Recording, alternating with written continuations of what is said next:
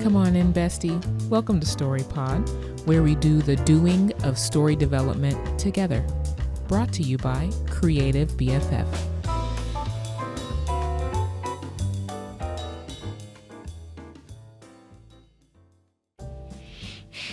Hello, and welcome to the StoryPod podcast. My name is Ashley.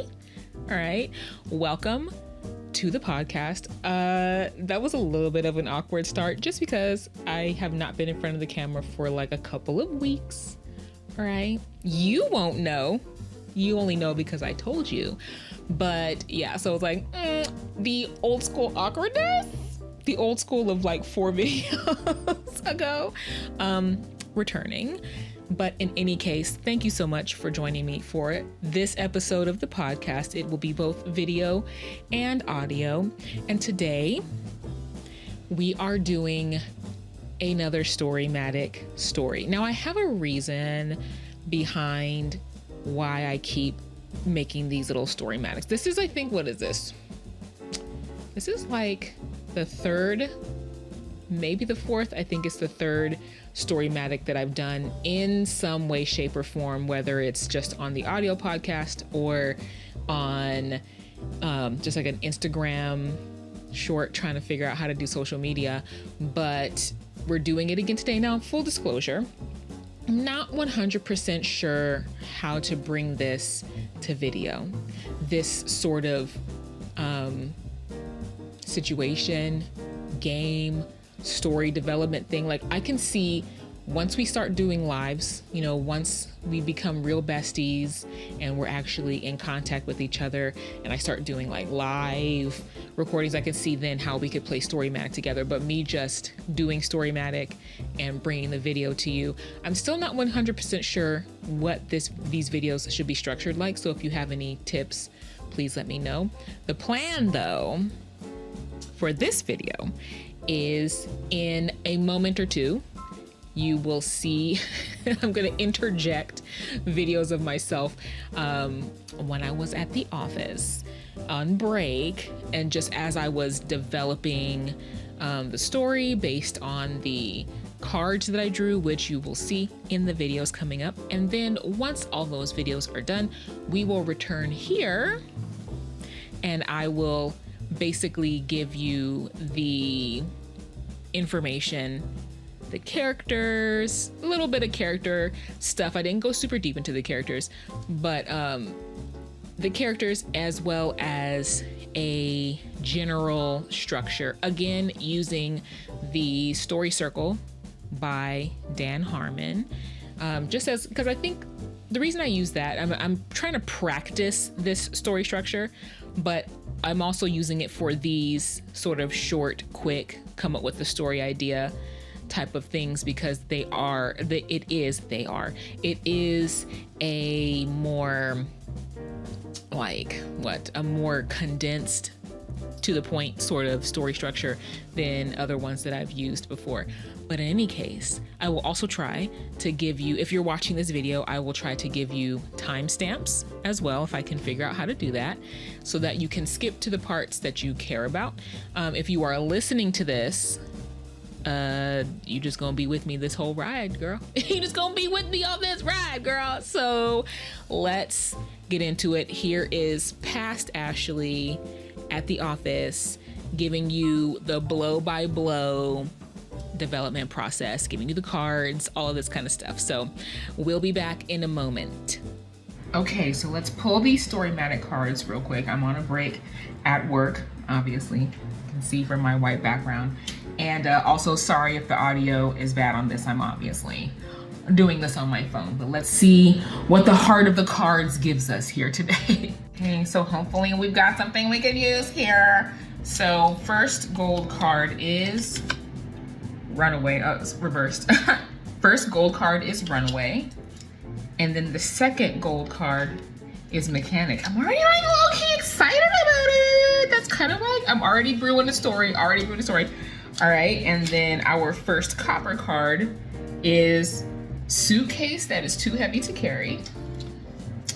And a rumor is going around town. Like, the heart of the cards, I feel like has low-key, high-key come through today, because there are some cards that I've pulled before that's like, what am I gonna do with this? What story can I make?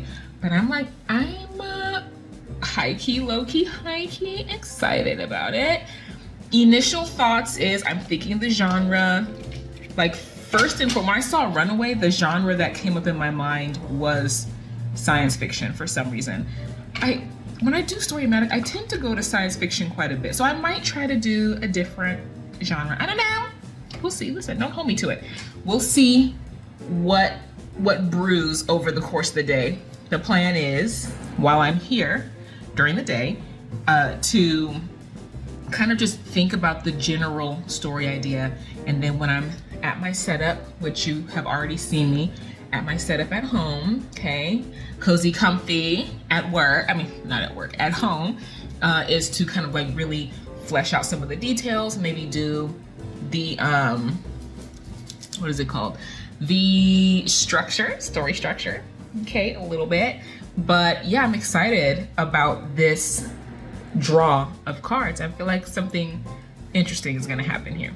Okay, so it is 100% the next day. Like, I drew those cards and girl was like lost to the world after that. So we're the next day.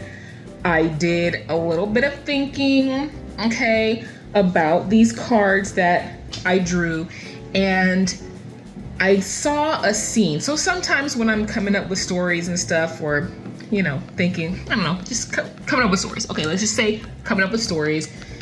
It comes in different ways, and one of the ways that it sometimes comes is just with a scene. I don't know the story per se. I don't know the setup, but as I see this scene, then other things start to flow. So what I saw after I refreshed my memory about what the cards were is I saw a scene of the mechanic in his shop, and because I'm doing the genre sci-fi, I've pretty much decided, because it just feels like that was immediate. Sometimes it just clicks, right? Sometimes it just clicks. So what I saw was this mechanic in his shop. The visual was that it was kind of like a large hangar, and he's not necessarily like, maybe it's not necessarily like his shop, or that might change. I might change it to where it's like he has a small shop that, you know, might work on ships, might work on robots / mech. I don't yet know everything about the world and what the technology is. But the scene that I saw was he tries to lift this normal sized or even maybe small sized suitcase, and he's absolutely not able to do it. And so he has to use like a hydraulic lift or even a robot, depending on what type of mechanic he is, to lift up this suitcase, this unassuming suitcase, right? So that image is kind of what's now forming the general thrust of the story. And I wrote some little notes down, so I'm gonna look at my paper, so forgive me. Okay, I'm not looking at you right now. It's not that many notes actually. So I asked myself a question. So is there an urban legend / rumor, bringing in that other gold card, about this suitcase that's too heavy to lift? I don't fully know everything, obviously, but I'm like, okay, is it a thing of like, if this mysterious suitcase, or if you get this suitcase, then you're like the next to die? Not necessarily like the next to die, or you know, does some kind of requirement come when you have this suitcase delivered to you, right? Is it a horrible fate? So if that's the case, then the whole runaway thing can surround the rumor / urban legend that's going around with this suitcase. Because what I saw was, it's like, you know, it's late night or early morning, he's in the place by himself, there's a random suitcase there, he can't lift it, so he has to get a robot. The original image, of course, was the hydraulic lift, but he has to get the robot to help him pick up the suitcase and bring it into wherever, the office, his locker, whatever the case may be. It may or may not be addressed to him. Perhaps it was addressed to somebody else in the place, but now it falls on him, you know? And But prior to that, maybe one of his co-workers or something, or maybe he saw it on the news, whatever the case may be, about, you know, hey man, did you hear about, you know, this suitcase that randomly shows up? I don't know if that'll be the way. I don't know if that's kind of like cliche for the rumor to come around, or it could even, and maybe it's not like an urban legend kind of thing. Maybe it's like the rumor is that this particular gang has lost track of a very important suitcase. That might be where I go. Of a shipment delivery or whatever, and maybe he's not privy to this because he's not in the gang life, or maybe he was. I don't know. We don't know yet who this character is, but the rumor going around some segments of town, which this mechanic may or may not be privy to or a part of, is that they lost part of a shipment. They're looking for a part of a shipment, and basically, if wherever it shows up is liable to be destroyed. The person is liable to be killed because maybe it's a very violent gang or something like that. And because now he has the suitcase, he has to go on the run, basically. And that opens up our quest. Now, what is the quest? What is he doing? Let's find out. And also, it may end up not being a guy. Who knows? I haven't really done any work on the character yet. But for right now, I am imagining a guy. And yeah, so I'll check back in once I kind of think a little bit more about the world and the story. Okay, so I'm back. It seems like the way that this story development is working is it's going to be probably through scenes as opposed to just random ideas. So I started to mentally expand on the scene that I shared before regarding him finding the suitcase. So what I'm thinking now is the mechanic is doing like a late night parts inventory. So say that the shop got a delivery of parts. You know how car repair shops will get deliveries from manufacturers and things like that for the necessary parts to fix the cars that have come in for repair. So he's doing that, and he's doing it with the assistant robot of the shop, right? So sorry, I'm looking at my notes. So they discover the suitcase. He tries to lift it. So it's kind of like the same thing, but he can't do it. So the robot lifts it up, maybe takes it to the office, whatever have you. Because it's not on the order manifest, if that's even the right word. Is it manifest? I think so. So they go to the office. He either opens it or he doesn't. I'm not 100% sure if I want him to open it or not, but I'm going to work with, let's say that he does open it. If he doesn't open it, then maybe there's some buttons on there that kind of send off a signal. So either the opening of the case or whatever buttons he presses to try to open it sends off a signal, which alerts whoever is looking for this case. So now, as I was thinking about it, I'm thinking it's either going to be a gang or a corporation. And I'm kind of leaning to a corporation that's looking for this suitcase that they lost in the however they lost the shipment. So that kind of that created a question for me in my mind. Hopefully this is helpful to see kind of like how we are developing a story, how the ideas, begin to develop, and questions you can ask yourself. So one of the questions I was asking myself is like, what would prompt this mechanic to go on a quest, essentially, with this suitcase? There has to be a good, compelling reason, right? So if he opens it, maybe there is a hologram or a mysterious message of some sort addressed to someone, and perhaps in that message it could it could kind of give him an idea of why this suitcase is important. Maybe not, or maybe it's just kind of like a mysterious message addressed to somebody and he doesn't understand what it means. I'll have to work that out a little bit later. But in any case, whatever the case may be, I'm thinking then that the corporation or the gang, whichever one I go with, comes to collect the suitcase based on the signal that went out to let them know, like the GPS signal, to let them know where it was. And so what I'm working with right now initially is that he's happy to give over the suitcase to whoever came to collect it. Totally fine. No fight.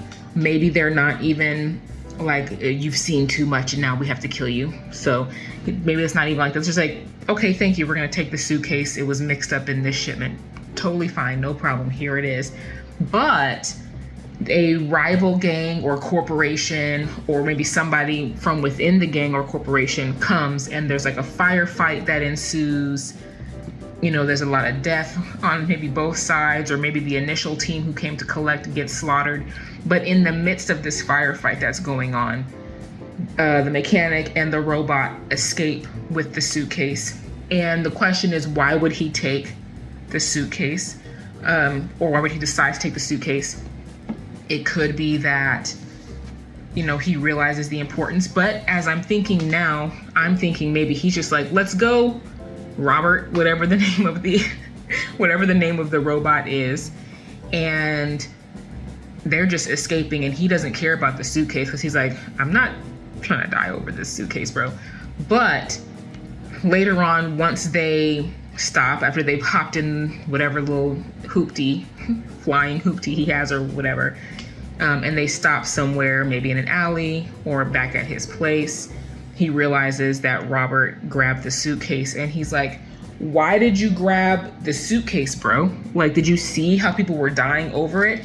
And perhaps Robert could be kind of like a Jiminy Cricket voice of morality and reason for the mechanic. Because now I'm thinking that this robot is going to be like his, you know, sidekick, maybe like a buddy cop type of vibe or whatever.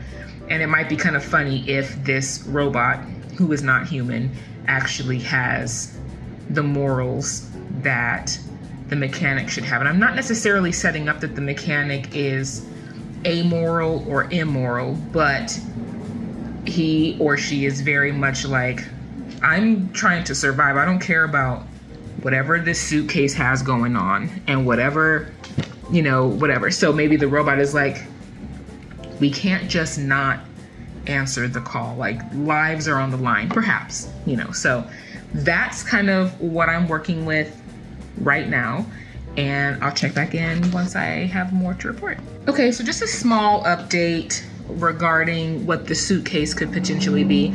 So what I was thinking just now is that maybe the suitcase might be a weapon or a component of a weapon, like the key to a weapon or something like that, that perhaps the manufacturer of the parts for whatever vehicle or robots this particular shop services, they manufacture those parts, but they maybe secretly, or, you know, I don't know, secretly have been producing weapons, or that's another type of thing that they do with like a government contract or something like that.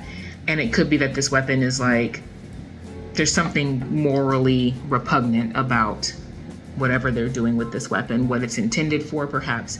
And so I'm thinking now that perhaps an engineer with a moral compass, with a sense of justice, actually put the suitcase in with this shipment of parts.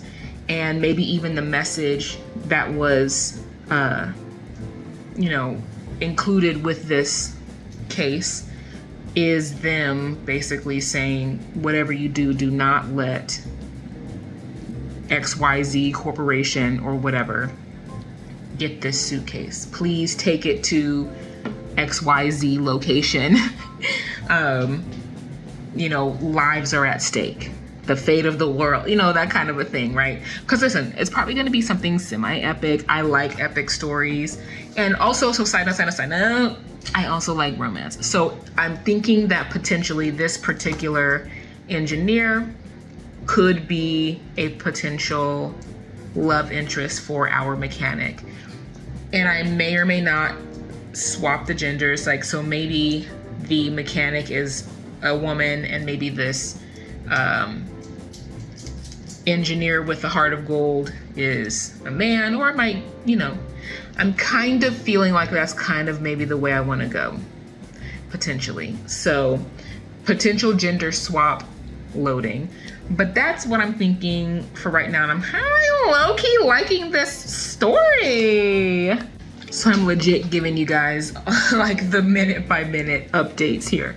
So a couple of other little ideas that I have, which I guess this first one is kind of obvious based on the way that I'm kind of starting to develop the mechanic and the setup and the inciting incident, I guess it would be. So after the mechanic discovers that Robert, which is what I'm calling the robot now, actually grabbed the suitcase, she decides to go ahead, and I've made the mechanic a female. She decides, okay, you know what? As soon as possible, like tomorrow, we're just gonna take the suitcase to the location, because maybe the mechanic was just like, let's just drop it in this alley and go. And Robert's like, we can't do that, bro. Like, did you not hear the message? Lives are at stake. Let's go. Like, get it together.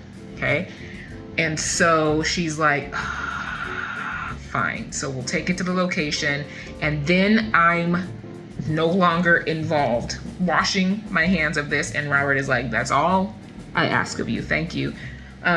So the next day they go to the location to drop it off. Maybe they contact whoever was in the hologram. Maybe the hologram leaves a contact, whatever. But of course, in order to make it make sense, because I don't want this to be a plot hole, and I don't want the engineer to have been a dummy. Like, bro, you're putting yourself in danger. He puts like an identity scrambler on the hologram, and maybe it's like to a secured location or whatever the case may be, that it would be hard, if not impossible, for any nefarious people within the corporation to be able to track, find, whatever the case may be. And so it could also be that we're forcing the mechanic into it, where, because I'm thinking like, well, okay, what kind of technology can we have going on here? Which is, what I'm thinking now is that perhaps when they opened the suitcase or something like that, or when they decide, so maybe, okay, there's some locks on it. It's like, maybe the person who programmed the suitcase is like, in order to even get the location of where to drop it off, you first have to agree to do the drop off, right? And once you agree to that, perhaps the suitcase like scans unexpectedly the person's identity. And so now the mechanic is like inextricably linked to this suitcase. And it's like, if you don't deliver this suitcase, your identity is now connected to it. The only way that your identity is erased from this suitcase and all your connection to it is that you actually deliver it to the place. If not, now you'll have a bounty on your head. You have like 2 days to get it to the location, or your identity is going to be sent out to bounty hunters and the corporation and whatever, and you will be chased down. So your life is on the line, so you better deliver this. I like that. I actually like that. And so because that forces the mechanic to actually really stay connected to this. They have to, she has to do this. And that, I think, would automatically kind of, at the start, make her kind of side-eye the engineer. It's like, bro, you put my life on the line.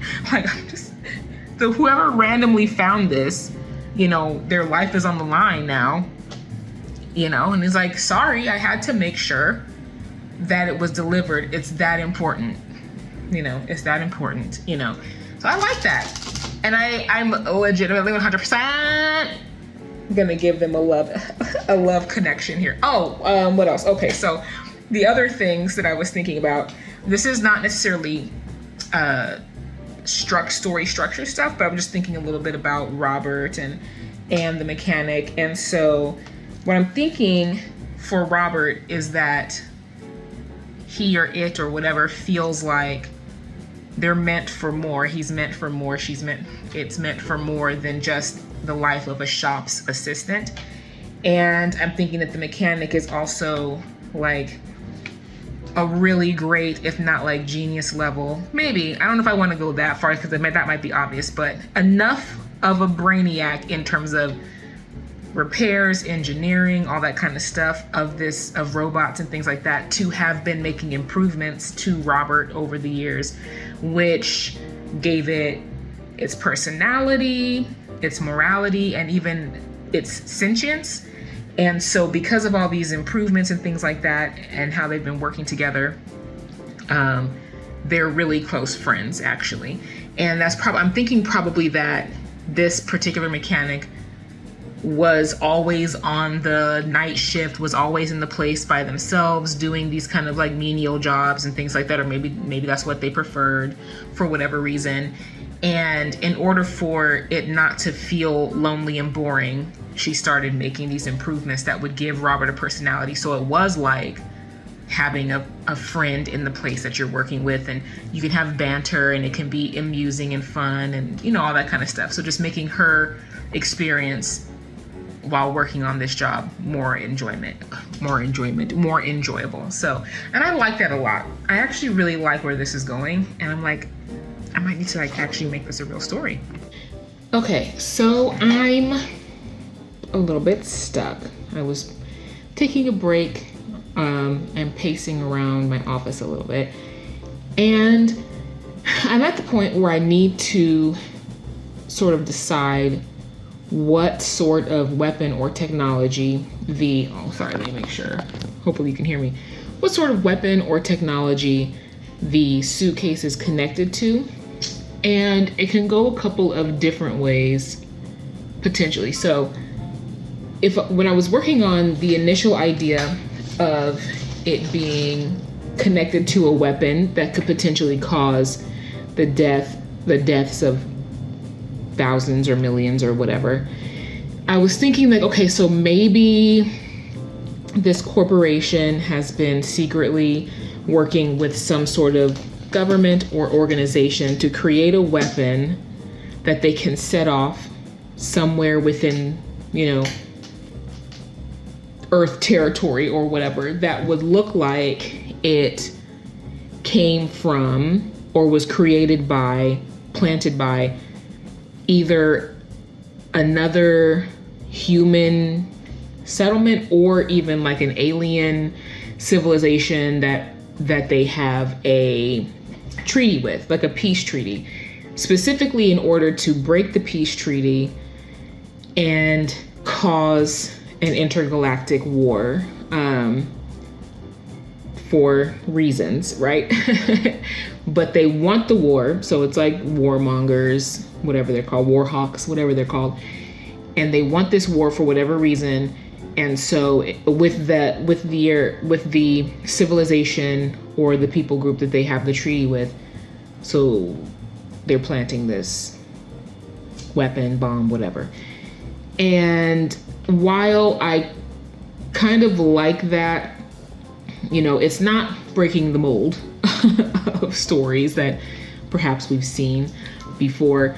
While I kind of like that, I also don't usually care for writing stuff that is very connected to political maneuverings between governments and people groups. I'm not usually super into that, but if it's a weapon, if it's connected to a weapon, I don't feel like it can just be a cozy science fiction hero's journey type of vibe. I feel like it becomes something more epic. So I was trying to think of like, okay, is it connected to another technology perhaps?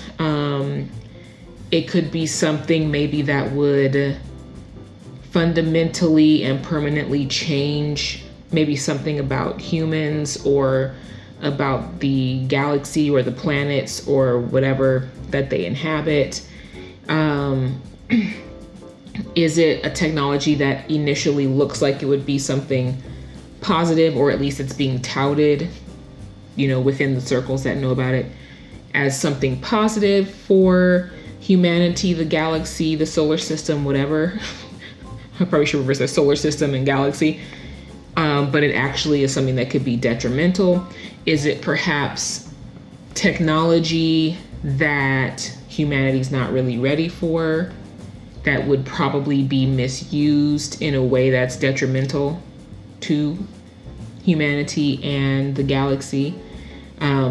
If that's the case, was it given to humanity by, an alien civilization specifically because they knew that it would be something that the humans could destroy themselves with? So I'm kind of at an impasse. I wish I could phone a friend. I do have a few people that I could probably ask what they think. Would they be willing to come on a video? I don't know, send me a little video or something. Perhaps, or perhaps not. Who knows? So that's kind of where I am. I'm not sure where I want to go with what the technology, the weapon, the suitcase represents. And I feel like that's very important before I can move on and start thinking about what the plot will entail for this story. Okay, listen, we're back. It is, admittedly, a couple of days later, 1 or 2 days later right now from my last video, because I really was kind of stuck on what I am going to be doing, and I have made a decision. Also, don't judge me because we've circled back around to this same outfit. We do rewear clothes around here, okay? We're just sitting at a desk. So this morning, after my energy drink and my breakfast, I started to think about this, and I got an aesthetic. I applied an aesthetic to this idea that I love, which is like vintage 80s anime. I just love that aesthetic. I love that style, that genre. So now that I'm going vintage 80s anime, cyberpunk vibes, what I started thinking was, okay, I am gonna do the weapon angle. And I think I'm gonna make the weapon a mecha, a giant mecha, which I love. And making that decision has tied a couple of pieces together. And I love it when this happens, when you have pieces that aren't like tightly joined together, just random, not necessarily random, but just little ideas and things. But when you make one decision, all of the things start to just flow together. So if it's a giant mecha robot, for those who don't like watch anime, which is just basically a big robot that fights and stuff, it makes the mechanics, role as a robot mechanic / very knowledgeable. I don't know if I want her to be genius level necessarily, but just a very, very skilled robot mechanic. It makes it tie in even more. There's a lot of fun things that can happen there. And then it also opens the door for some very interesting possibilities with Robert, the robot. Because Robert is sentient, is what I'm thinking now. Robert is sentient. He has, desires and dreams and goals for his life, or he will begin to have those things. His horizons perhaps can be broadened as to what's possible. And so an image that I was getting that I found very interesting is if the weapon does. So now also side note, the tone of this is coming out of, serious hardcore sci-fi and kind of giving more of that anime, maybe some more comedic elements, some more fun type of things happening, not just like hardcore stuff. There is still the aspect of those who want to destroy, start a war, do all that kind of stuff, and the mech is the tool with which they're going to do that. But now there can be some really fun things. So what I'm thinking, the potential of, if it looks like they fail, which is always a fun little thing to do in a story, and the suitcase actually does fall into the hands of the bad guys and the robot is actually activated and goes on this, getting ready to go on this killing spree. May or may not succeed. I don't know. I think it could be very interesting for the mecha and Robert to have an interesting relationship. Not necessarily romantic, obviously. Maybe not obviously. But I think it's very funny and compelling to me if Robert starts to teach the mecha, because Robert, perhaps also being a robot, maybe has like a soft spot towards this robot that's just being used as a weapon, seemingly against its will, doesn't have any, choice in the matter, rather. And perhaps Robert can become kind of like a teacher to this mech, teaching it what it means to have,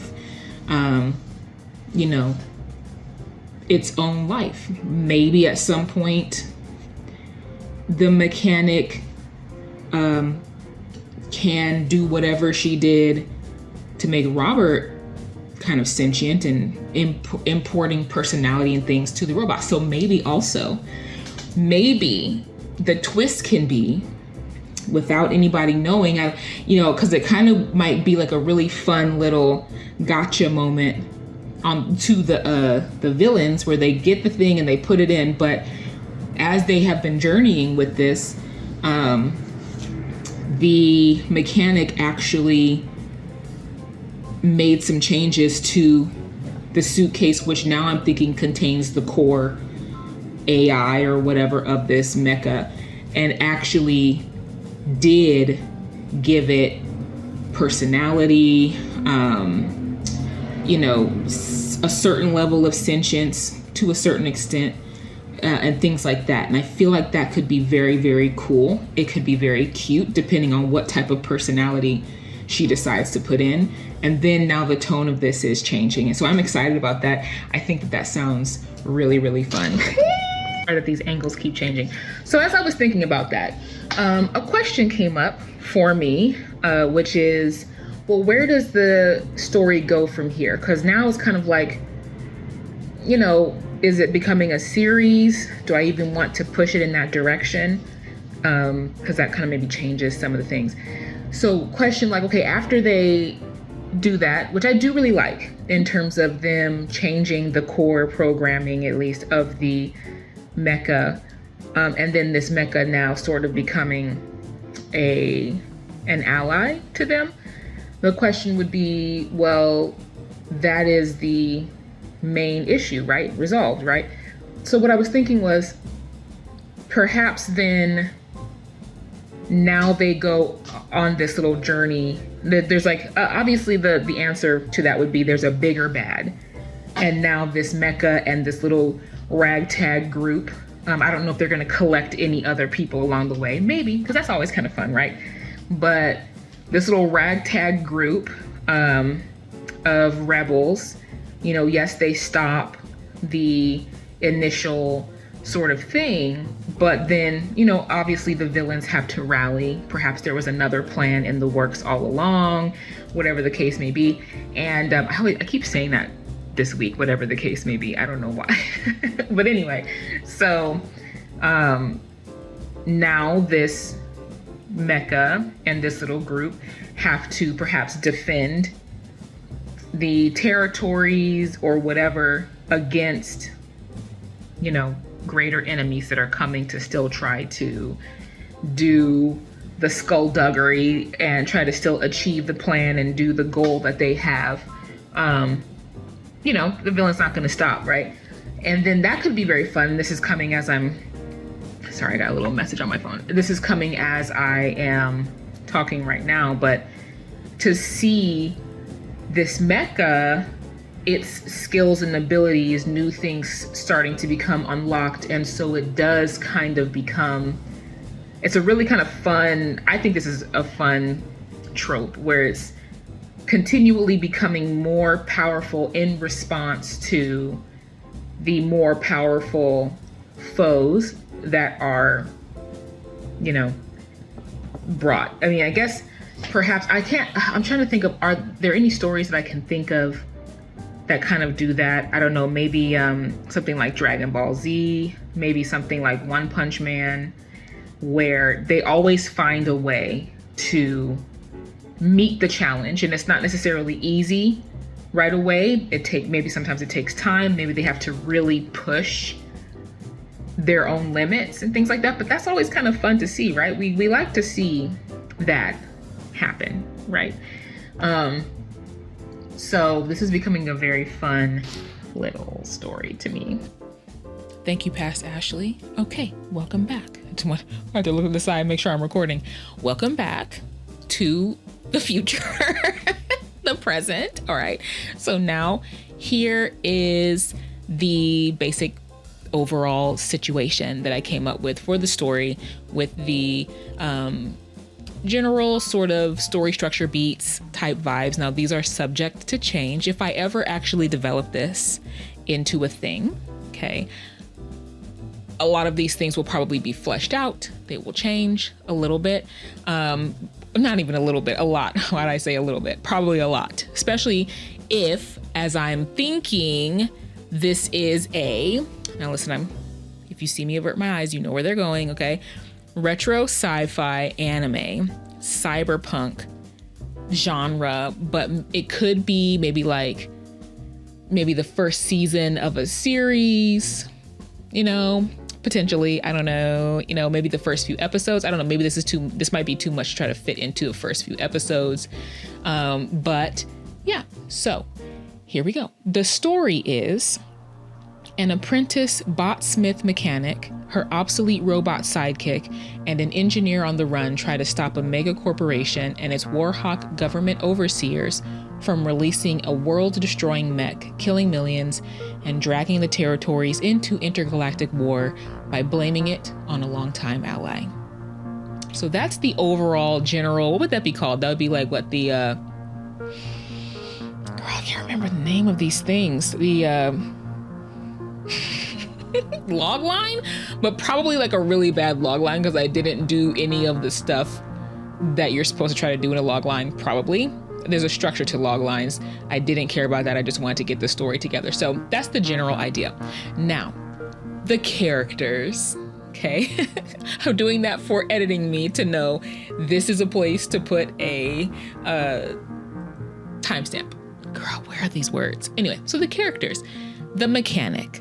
An apprentice mechanic at a neighborhood repair shop, she is surviving financially by the skin of her teeth.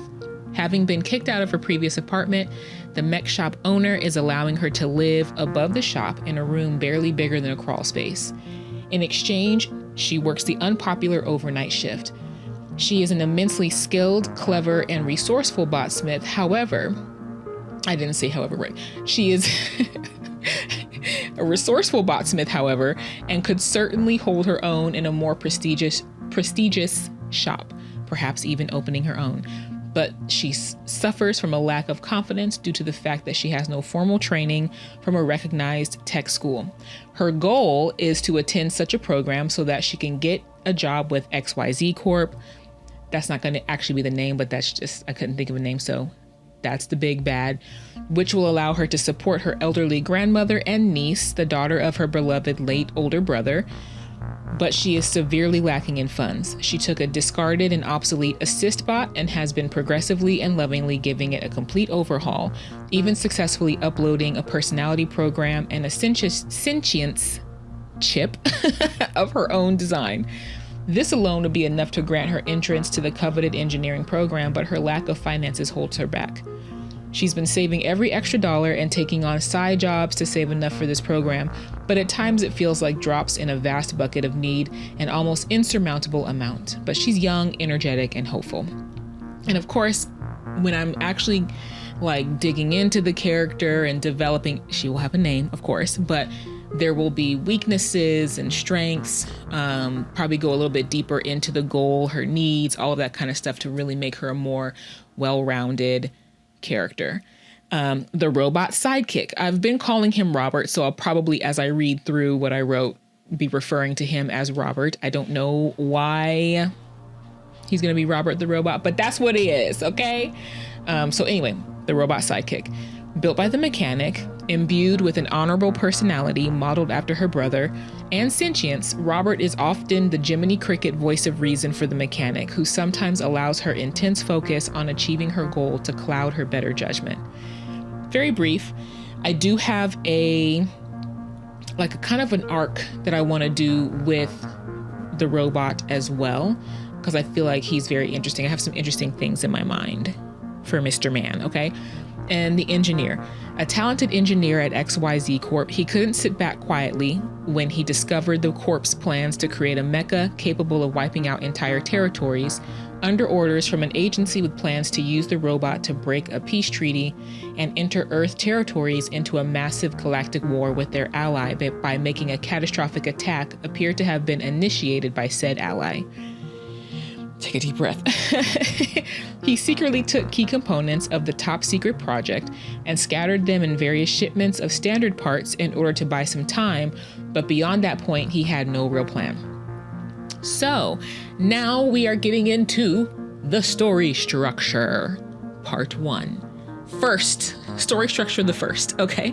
So the first part of the Dan Harmon story structure is called You, which is the comfort zone / status quo where our character starts. So we meet the mechanic. During the day, she and Robert run around the city taking on quick repair gigs and miscellaneous errands to make money. And at night, she works the late shift at the shop doing inventory, cleaning and repairing tools, and otherwise making sure the shop is in good working order for the day mechanics. We see her energetic resourcefulness and get a sense of her financial issues and desire to attend a prestigious engineering program. Perhaps she does a repair for one of her regulars, a head custodian of some sort on the campus of the program she wants to attend, and they converse. She returns to the shop for her shift. On his or her way out, the shop owner tells her about an important notice they got from XYZ Corp about missing parts, and if any turn up in the shipments with certain serial numbers, they should notify the Corp immediately. They offer a huge reward for any pieces found. The owner jokes about the mechanic keeping the reward money if one of the missing parts turns up in the shipment tonight, implying that it's impossible that it would happen to such a small shop as theirs. But on a serious note, owner knows that she deserves to be in the program as much as anyone else. And this, to me, has a little bit of like a Willy Wonka golden ticket energy, which I do like that because I love Willy Wonka and the Chocolate Factory. Okay. And I also want the owner to be a positive influence in the mechanic's life. So not like a janky owner who is terrible and all that kind of stuff. Number 2, need. So basically it's the character wanting something, needing something, or really I think of it like the inciting incident. Now, if that's what Dan Harmon actually means by need, I don't know, but that's how I interpret it. Again, we are learning how to use this story structure. So the inciting incident. The mechanic is working the night shift with Robert, taking inventory of the recent shipment of standard parts from XYZ Corp when a mysterious suitcase, far heavier than it appears, is discovered in the back of the shipping container. It's not on the shipping manifest. Robert has to carry it to a workbench as it is too heavy for a normal person to carry. Bringing back these cards, you know. Her heart is pounding as she examines the suitcase and discovers that it is indeed one of the missing parts. She notifies the Corp and immediately begins planning how she will use the money to attend school after giving some of it to the shop owner for being kind to her. As they wait for the Corp to arrive, the suitcase pops open and a message plays explaining how important it is that the part doesn't fall into the hands of XYZ Corp. If it does, it will mean the loss of millions of lives and intergalactic war. Her heart drops. Robert says they have to run with the suitcase even though they already notified the Corp. Even though they already notified the Corp. Before she can decide what to do, the Corp shows up to collect. The process of collection and transfer starts. The mechanic is feeling extremely conflicted. One of the retrieval specialists notices Robert and is impressed, never having seen an obsolete model performing like that. She mentions she rebuilt him from the ground up with personality and sentience, obvious from Robert's distaste for the group. The specialist is extremely impressed and gives her their card, saying the Corp is always interested in talent such as hers. She should go to the main offices the next business day for an interview. And I wanted to put that in there because I feel like that's something I can use if I were to expand the story. I don't yet quite know exactly how or where, but I feel like that little note could be something for some conflict or some story points in the future. So, the process is interrupted by a mysterious group and a firefight ensues. The mechanic and Robert escape during the chaos. So the next one, number 3, is go. They enter an unfamiliar situation / cross the threshold, which I think in another story structure would also be like they decide basically to go on the journey. So when they get to a quiet spot, the mechanic realizes Robert grabbed the suitcase. After some back and forth, the mechanic reluctantly agrees to deliver it. In the process of accepting the terms of delivery as laid out in the message, her identity is temporarily linked to the suitcase as a fail-safe / form of security meant to ensure that whoever finds it follows through, or else their ID will be blasted to the Corp and various bounty hunters. At the drop-off, they meet the engineer and maybe some other accomplices. I feel like this is a point where we could bring in some other characters. And I actually do write a little bit more where, potentially there's some, well, let me just read on. Who, along with 2 or 3, so maybe other accomplices, who, along with 2 or 3 other concerned Corp employees, coordinated the sabotage. They drop the suitcase and her ID is removed. As they do so, there was a little explanation, not much, about why this piece is so important. The suitcase contains the AI core and the key program of the weapon. The mechanic and Robert are leaving and are safely out of view when the engineer and his crew are attacked by either Corp agents or the mysterious group from before. Perhaps one of the accomplices flipped on them.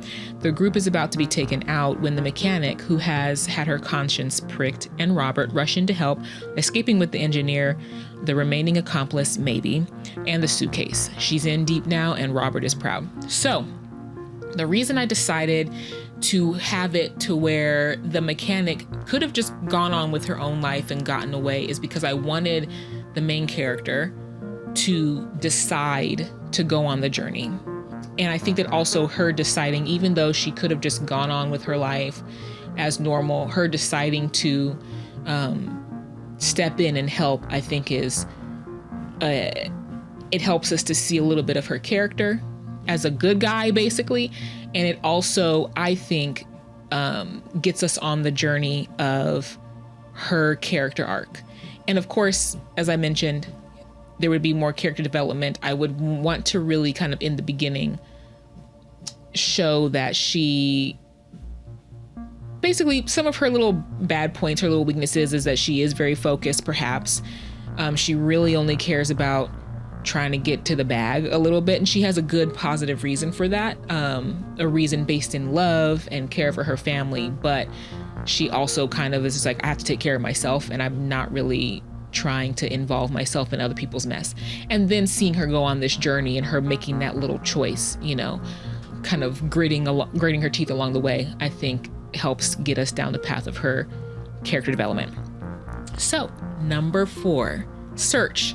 Adapt to the situation / road of trials. And this is basically, I think in the story structure, it would be kind of like basically the journey, the conflict, the back and forth, growing, learning skills, all that good stuff. And having skirmishes and things with the bad guys. So here we go. The crew goes on a journey to stop the powers that be from starting an intergalactic war.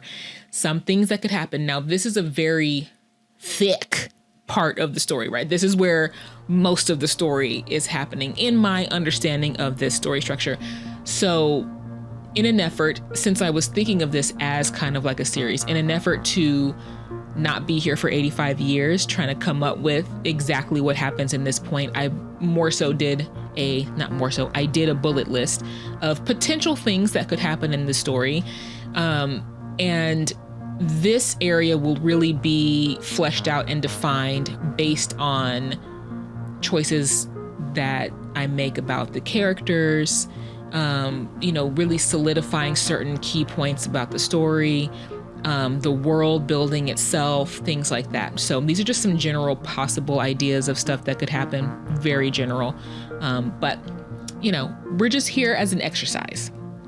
So they have to find the other pieces of the mecha, perhaps, if all of them haven't been found by the Corp, which is also a possibility. The mechanics' bot-smithing skills are put to the test in various ways. The mechanic and the engineer fall in love, which would definitely be a part of this story because I love a good romance. Okay, I'm sorry. Okay. Perhaps they have to deal with the potential traitorous accomplice if such a character exists. Joining forces with the mysterious group that has been skirmishing with the Corp. Maybe they belong to the allied alien race that would have been blamed for the attack, potentially. Robert continues to be improved by the mechanic in his abilities and continues developing in his personhood. So some things that I maybe saw for Robert would be like, perhaps as they go on this journey and she's working on him, and maybe even he begins to be able to improve himself a little bit, but seeing actual physical and mechanical abilities for Robert begin to increase, maybe increased speed, strength, climbing ability, whatever. It really would depend on the logic of the world and things like that. But seeing Robert's physical abilities grow, as well as I mentioned, him coming more into his personhood, him really developing his character, his personality, things like that, as he's on this journey, having his own thoughts about what they should do with the mecha and things like that. So they perhaps travel to various territories, maybe even the homeland of the alien allies. There would occur, of course, be skirmishes with the corporation, perhaps other bounty hunters and things like that. Maybe the mechanic, and I really like this idea, so I would want to find a way to stick this in there, but maybe the mechanic builds a small army of bots made from obsolete junk parts. I really feel like this is a fun idea. And then Robert can train and help modify them, as well as the engineer. And I definitely, one of the, I guess, weak points of this particular outline of story is that I have not really given the engineer his full reign, his full head, I think is what the phrase is. Like, I haven't really fleshed out the engineer and used his skills and things like that. So that would definitely be something that if I were expanding the story, I would look at clever ways and I can't think of the word, but good ways to use this character. Like, I don't want to waste this engineer character. Like, all of a sudden he's on this thing and now he's no longer a great engineer that was working at XYZ Corp. No, he still has those skills and he would be using them. So I would just need to figure out a way for that to happen and for them to work together, where they complement each other. So, and possibly, okay, so continuing this, and I just interrupted myself.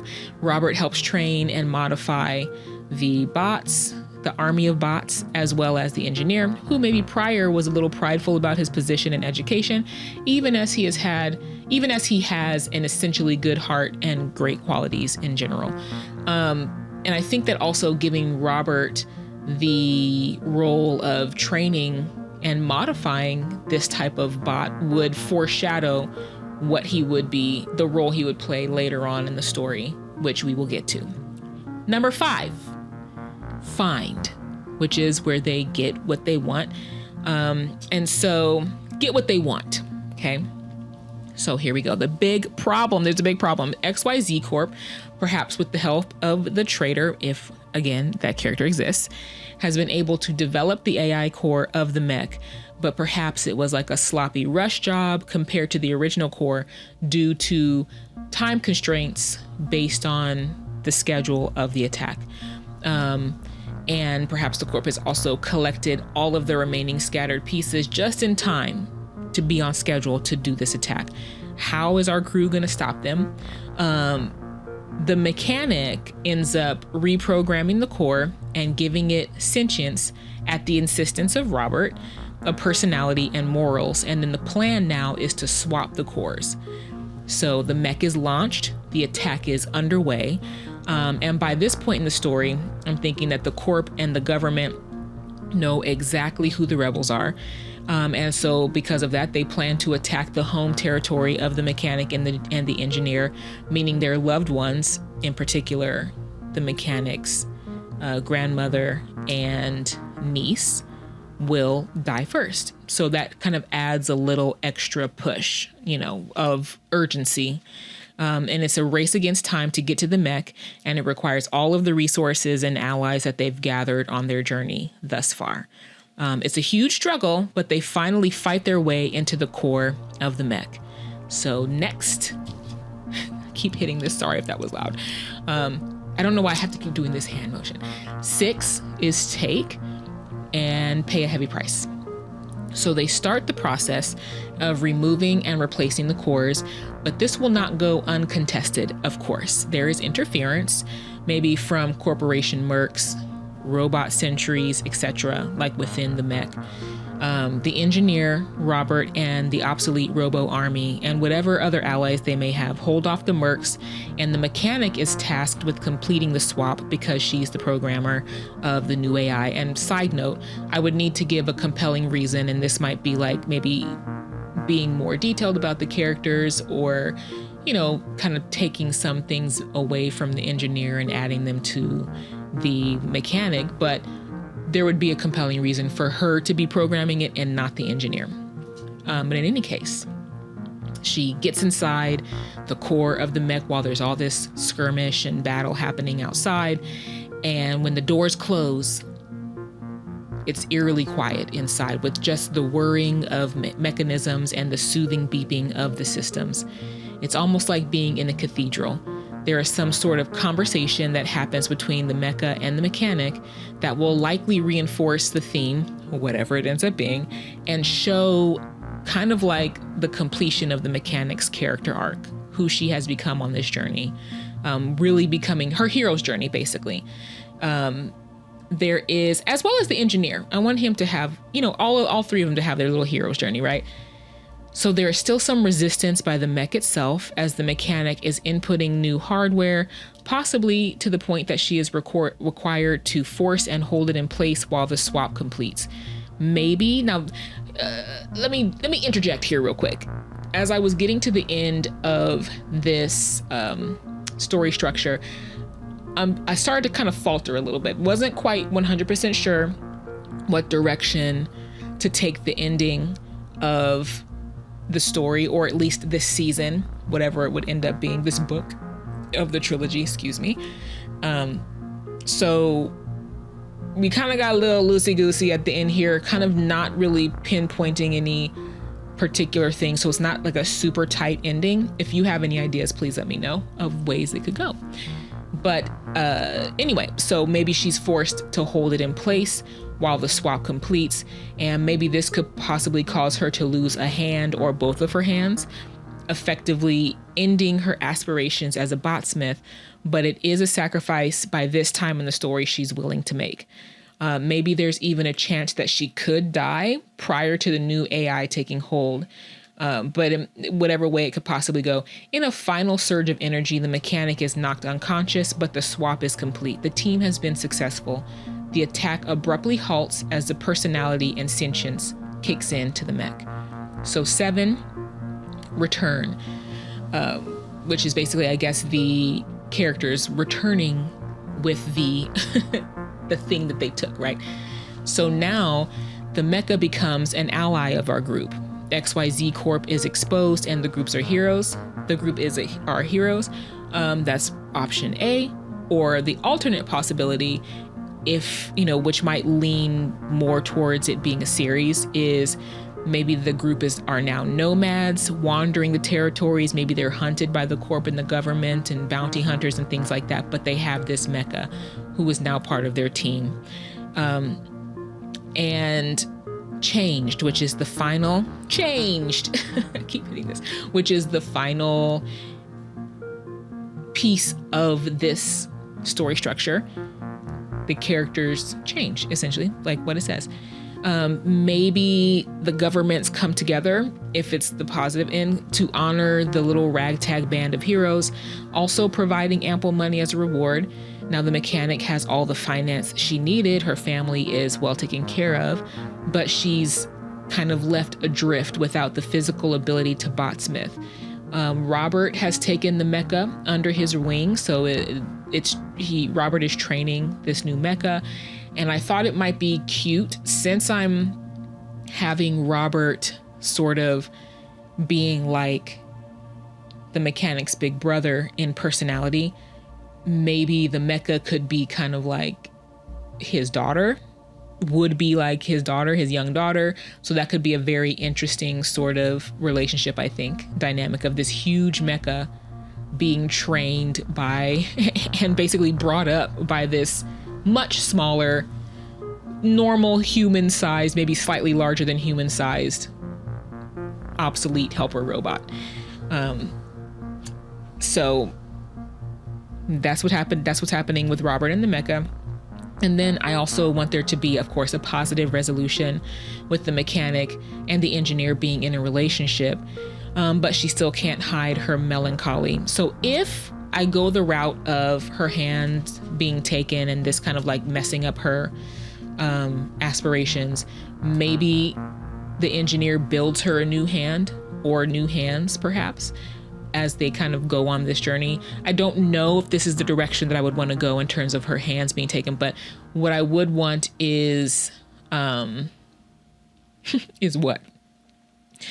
There is definitely a change in who she is, her personality, her character, personality to a certain extent, her character, but definitely in her goals and what she feels like she needs in order to prove herself, in order to provide.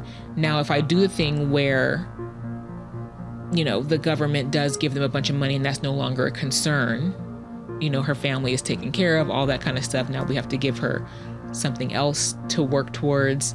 But we could, if they're nomads, you know, that has its own whole like trajectory in and of itself. Unresolved things, you know, she still needs to take care of her family. Maybe the family could go on the journey. Maybe it could feel like a little bit of like what's that great anime, Cowboy Bebop type of vibe where they're traveling around doing stuff. And what they would be doing, of course, would be determined by the antagonists, the world building of the galaxies, you know, things like that. But anyway, so that's the end, guys. That's where I got kind of faltered at the end a little bit there. Kind of didn't have an ending of the story that I felt super, super solid about, because it feels like a story that's going to go on longer than just the scope of this little brief story that we told. I feel like the characters would continue on, and so there would be new adventures, new goals, things like that. But in any case, I keep saying that. That's like the phrase of the year. In any case, thank you so much for joining me. Let me know if you have any tips about how I should structure these videos. One of my concerns is that maybe it's kind of a little dull listening to me just tell you what I came up with. But my goal with this is to hopefully give you a glimpse inside how one person, you know, how a story coach kind of starts developing a story, and hopefully that will help you as you are developing your stories if you're feeling like you're stuck anywhere. Because, side note, there's a little, a little extra at the end here. As an artist, when I would be, you know, training, practicing art, I found it very helpful to watch somebody else draw. So the moments in class where we were watching the teacher approach the subject, how he was doing it, like the way that he built from, you know, the gesture drawing to the finished piece, that told me so much more than just seeing the finished piece. So that's my hope with pretty much everything we do on this channel, is to show you the gesture drawing, basically, of approaching writing a story or other little elements that may be challenging. I find it helpful to see how other people approach a problem, a task, and that gives me strategies for how to approach it. So I hope that this was helpful. I hope it was somewhat interesting. And in the future, I will tell you why I continue doing these Storymatics. It is a project that is coming up. So that is for farther in the future, when there are actually people here on this channel. Until then, listen, thank you so much for joining me. I hope you have a beautiful rest of your day.